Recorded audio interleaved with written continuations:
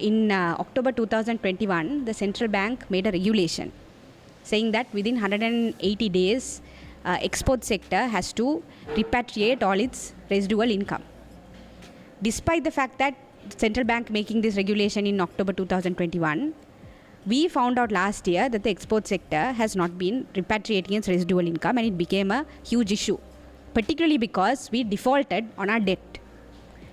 So after a group of trade unions, including all of us present here, after we made it an issue, suddenly in December last year, the central bank came out and said for 2 months, that is for October and November, the export sector has in fact repatriated its residual income. And the reason why the numbers were not telling is because they had to pay off some of their local suppliers and they had to import fuel in dollars.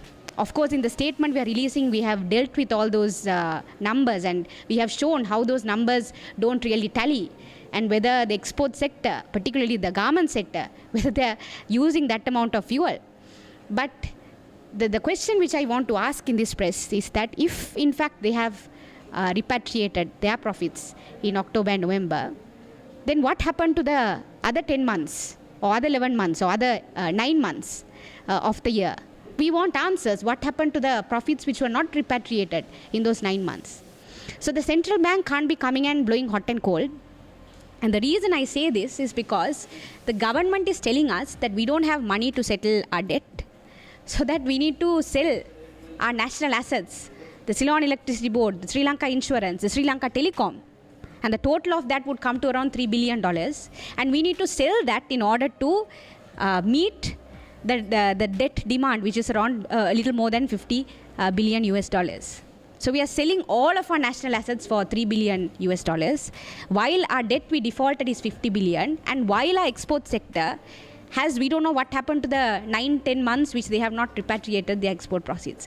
And while all of this was happening, last year the Global Financial Integrity report came out, where they said that between the period of 2008 to 2019, $40 billion US dollars have left this country through misinvoicing by our export and import sector. Basically, it's corporate fraud.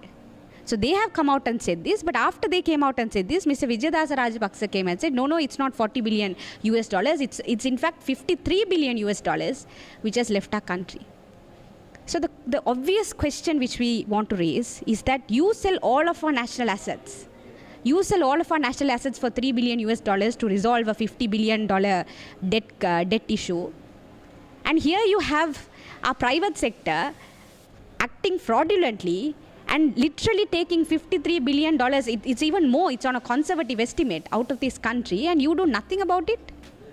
And then every time we ask you, why aren't you investing in agriculture? Why aren't you investing in fisheries? Why aren't you doing this? Why aren't you investing in people of this country?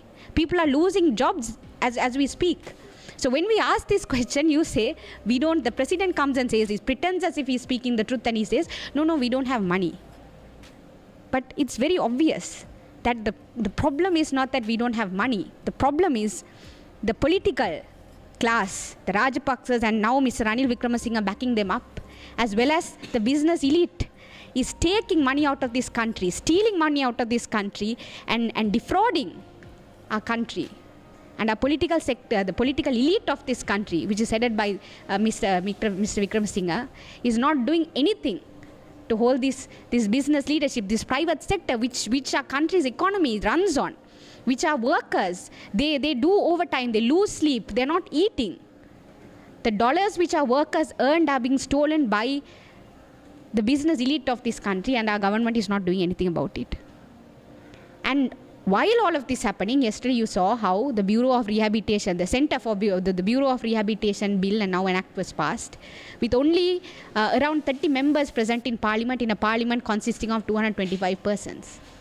So we are paying taxpayers' money to keep 225 people, and only 30 people turn up to vote for such a crucial bill. Only 30 people turn up to vote. And you have money to set up the Bureau of Rehab, you have money to set up rehabilitation centers, you have money to crush dissent which is coming because people are starving on the street, but you don't have the guts, you don't have the political will to question the business sector as to why they are defrauding the money, to question the Rajapaksas, which the United Nations have called it a financial crime or an economic crime, and you don't have the guts to question that.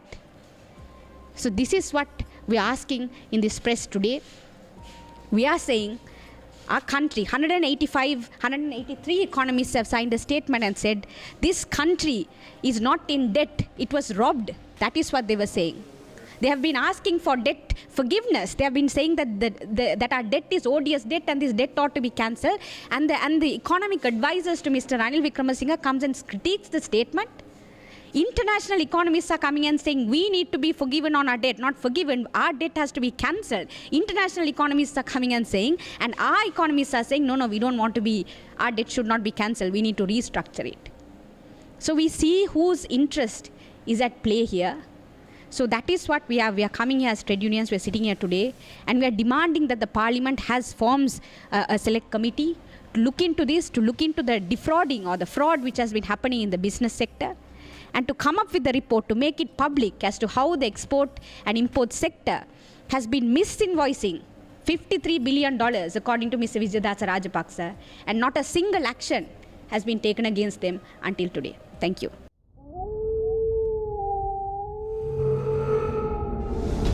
The News Reporter. වාරණයෙන් තොර අපක්ෂපාතී වාර්තාකරණය.